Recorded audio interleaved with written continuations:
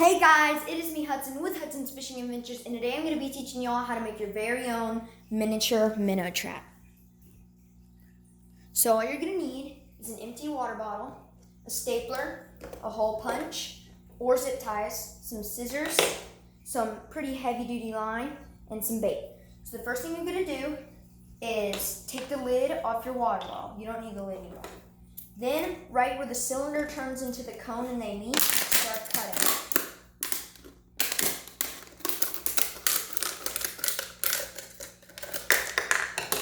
Then you can dry it out if you like, but really doesn't matter because you're going to be submerging it anyways.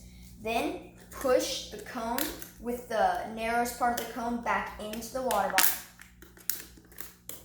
Next, staple the two parts together.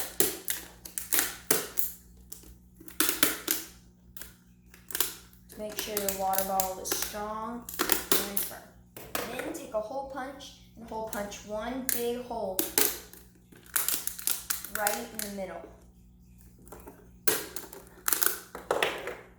Then the next thing you're going to want to do is tie your line. I lost my line, it's so see-through, but tie your line to the hole, then through the hole. Then you can tie it to wherever you want the minnow trap to go, and you're going to just submerge it and put your bait in.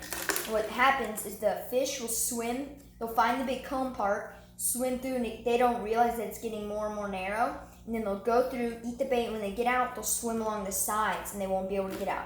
So it's a really cool minnow trap, and thanks for watching. See you guys next time in Hudson's Fishing Adventures.